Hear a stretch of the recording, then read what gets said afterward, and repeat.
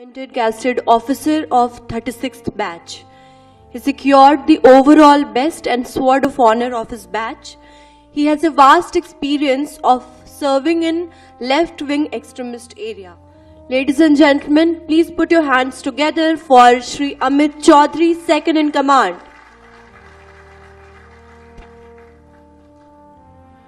यूं ही नहीं मिलती राही को मंजिल, एक जुनून सा जगाना पड़ता है। पूछा जब चिड़िया से कि कैसे बनाते हो आशियाना, तो बोली भरनी पड़ती है उड़ान बार बार, तिनका तिनका उठाना पड़ता है। आदरणीय सीआरपीएफ महानिदेशक, सभी सीनियर अधिकारी एवं मेरे प्यारे साथियों, मैं अमित चौधरी, द्वितीय कमान अधिकारी एसिमेट्रिक वारफेयर और उसकी कॉम्प्लेक्सिटीज के बारे में बोलने के लिए इस मंच पर उपस्थित हुआ हूं। कितनी कॉम्प्लेक्सिटीज हमारी सीआरपीएफ की जॉब प्रोफाइल में है।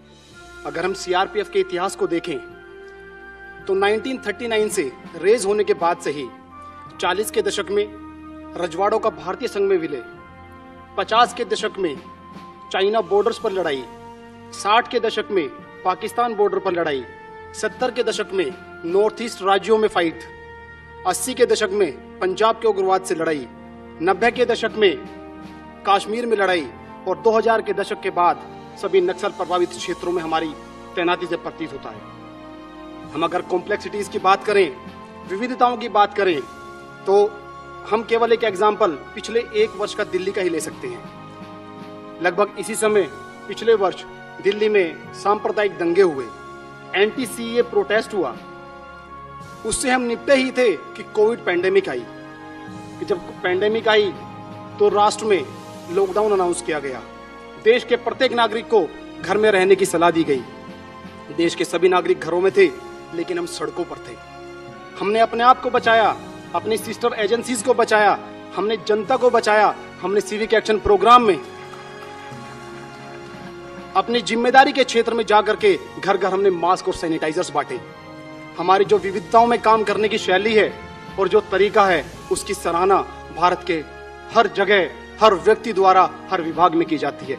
अगर मुझे वसीम बरेलवी का एक बड़ा अच्छा शेर याद आता है कि जहां जाएगा रोशनी लुटाएगा, किसी चिराग का अपना मकान नहीं होता। हम जहां जाते हैं हम रोशनी लुटाते हैं। हम जो कार्य करते हैं उसकी सराहना सब जगह की जाती है।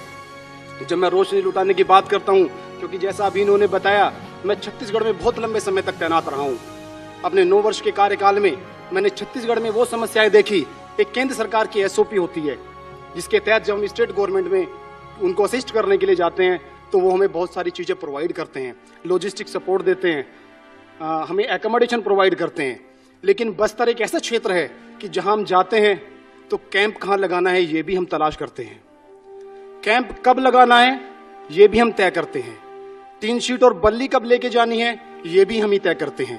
फिर कैंप लगाते कब हैं ये भी हम डिसाइड करते हैं। लगाने के बाद में उस कैंप को फिर सड़कों से जोड़ना है ये भी हम तय करते हैं। वो सड़क भी हम अपनी सुरक्षा में बनवाते हैं। फिर वहाँ बिजली की आवश्यकता होगी, उसके लिए इलेक्ट्रिक पोल भी हम ही खड़े करवाते हैं। इलेक्ट्रिक पोल खड़े कराने के बाद में अब संचार व्यवस्था के लिए वहाँ मोबाइल टावर लगेगा, वो भी हम अपने कैंप के अंदर लगवाते हैं।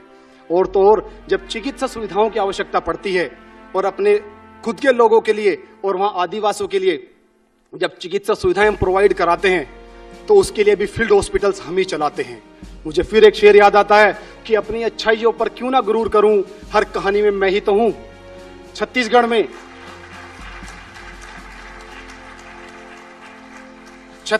430 लोगों ने आज तक अपनी शहादत दी है। अगर उन 430 का हम माइन्यूटली विश्लेषण करेंगे तो हम पाएंगे उसमें से 50% लोग हमारे जिन्होंने शहादत दी है वो राज्य के विकास कार्यों को संपादित करते हुए दी है। मुझे अभी याद है लगभग 4 वर्ष पहले तत्कालीन मुख्यमंत्री डॉक्टर रमन सिंह ने सुकमा में पत्रकारों को संबोधित करते हुए कहा था कि बस्तर की सड़कें रोड़ी, सीमेंट और बदरपुर से नहीं, सीआरपीएफ के जवानों के खून से बनी है।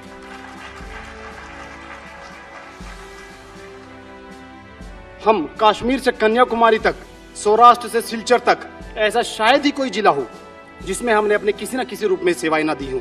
या तो हमने कोबरा बटालियन के रूप में, या एनडीआरएफ बटालियन के रूप में, या आरएफ बटालियन के रूप में, या महिला बटालियन के रूप में, या जीडी बटालियंस के रूप में हम अपनी सेवाएं लगातार देते रहे हैं और बिना किसी संकोच के देते रहे हैं और तत्परता और कर्तव्य निष्ठा के हम राष्ट्र सेवा में लगे रहे हैं। हम 1939 से एक बटालियन से चले थे, आज हम 2021 में 247 बटालियन पर खड़े हैं। मैं अकेला ही चला था जानिबे मंजिल, लोग साथ आते गए और कारवां बनता गया। आज हम 3.25 लाख की फोर्स, जहां भी आवश्यकता होती है हमें इस ट्रस्ट के साथ भेजा जाता है कि सीआरपीएफ गई है तो वो उस काम को अंजाम तक पहुंचा कर ही आएगी। भविष्य की योजनाओं के लिए, जैसा भी यहाँ पर फ्यूचर मंत्रा के बारे में लिखा हुआ है, तो फ्यूचर पे जाने से पहले मैं यही कहना चाहता हूँ कि पहले हम अपने पास्ट में जो हमने मिस्टेक्स किए हैं हम उनको सुधारें, हम उनसे लर्न करें और फिर हम फ्यूचर के लिए आगे बढ़ें। वियतनाम वार में अमेरिका वहां से, अमेरिकन फोर्सेस वहां से विड्रॉ कर रही थी, तो 30 अप्रैल 1975 को तत्कालीन CIA चीफ थॉमस पलगर ने एक मैसेज, और उन्होंने उसमें लिखा था, it has been a long fight and we have lost the war. Those who fail to learn from the history are forced to commit the same mistake again. हम अपनी गलतियों से सीखेंगे और हम नहीं दोहराएंगे। नॉर्थ ईस्ट में, जम्मू कश्मीर, नक्सल प्रभावित क्षेत्रों में हमने जो भी गलतियां की, पहले हम उनको रेक्टिफाई करेंगे और आगे बढ़ेंगे। फिर भी भविष्य के लिए मुझे ऐसा लगता है व्यक्तिगत रूप से कि 3-4 क्षेत्रों में काम करना बहुत जरूरी है, जैसे बटालियन लेवल और कंपनी लेवल पर लीडरशिप। आज हम देखते हैं RR बटालियन में, मुझे बांदीपुरा जाने का मौका मिला लास्ट ईयर, तो मैंने वहां RR बटालियन के साथ में इंटरेक्शन किया, तो मैंने वहां पर पाया कि वहां पर जो कमांडेंट है बटालियंस के, वो 40 वर्ष की आयु तक वहां पर अपना टेन्योर पूरा करके PC स्टेशन पे चले जाते हैं। हमारे यहाँ पर बटालियन कमांडेंट की एज ही 45 साल में शुरू होती है। अभी 15-20 दिन पहले एक मैसेज आया जिसमें कोबरा के कमांडेंट की एज 48 कर दी गई है। 48 ईयर्स में जो कोबरा में जो हमारी एलिट फोर्स है, जो कमांडेंट 48 ईयर्स की एज में कोबरा में पहुंचेंगे, वो 51-52 तक अपना टेन्योर पूरा करेंगे। कमांडेंट एक वैसा व्यक्तित्व है, कंपनी कमांडर एक ऐसी पर्सनैलिटी है जिसको देख करके 1100 लोग दौड़ते हैं, जिसमें जील होनी चाहिए, जिसमें एंथुजियाज्म होना चाहिए, जो हवा में दौड़ने वाला व्यक्ति हो, ताकि हम ओप्स फ्रंट पर हम ओप्स एफिशिएंसी को बहुत अच्छे से अचीव कर सकें। इसके अलावा टेक्नोलॉजी, अभी टेक्नोलॉजी के बारे में काफी कुछ बोला गया है, हम भी टेक्नोलॉजी का ज्यादा से ज्यादा इस्तेमाल करें। तीसरा मैं बोलना चाहता हूं इंट सेल के बारे में। हम देखें इंटेलिजेंस, हमें स्वीकार करना होगा सबको कि इंटेलिजेंस सेल हमारी कागजों पर है। हम कितने इंट बेस्ड ऑपरेशंस करते हैं? हम जो इंट बेस्ड ऑपरेशंस करते हैं उसमें से 1 या 2% ऐसे हैं जो वास्तविक इंट पर होते हैं, और उसमें भी सफलता का रेशो बहुत कम है। चौथा मैं कहना चाहता हूं R&D सेल के ऊपर। हमने देखा सीआरपीएफ के इतिहास से कितनी अनप्रिडिक्टेबिलिटी है, कितनी अनसर्टेनिटी है। उस अनसर्टेनिटी को कम करने के लिए, उन विविधताओं को कम करने के लिए हमें एक R&D सेल का लार्ज स्केल पर हमें फॉर्म करना होगा, और हमें उसमें स्टडी करके जो भी हमारी समस्याएं हैं उसको हम प्रिडिक्ट करते हुए अपनी फोर्स को फिजिकली ट्रेन करना होगा और मेंटली प्रिपेयर करना होगा।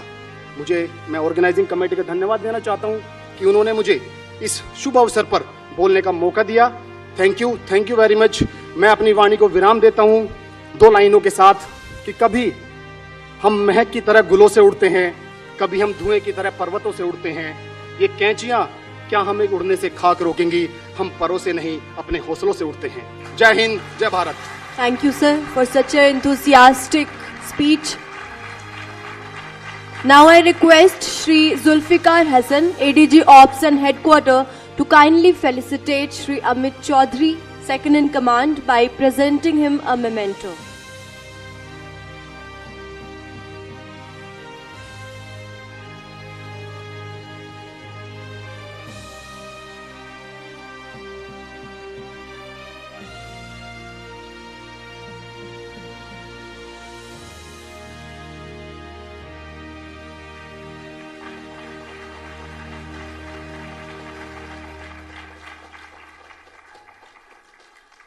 Now I request our today's chief guest, Dr. A.P. Maheshwari, Director General, Central Reserve Police Force, to kindly come on the dais and sum up this session.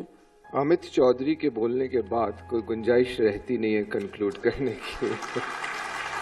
मैं just एक DG disc देना चाहता हूँ। I think an officer of his rank,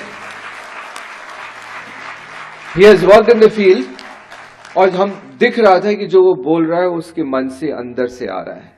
वो ये नहीं कि कहीं से पढ़ के आया। सबसे बड़ी बात है कि जो बोल रहा था वो लगता है कि फील्ड में करके आया है, उसने महसूस किया है, और उसकी आवाज जो है अंदर से आ रही थी। तो ये भी एक कारण है। तो अमित कहाँ हो? चलिए, तो अब मुबारक हो तुम्हें, सबने ध्वनि मत से तुम्हें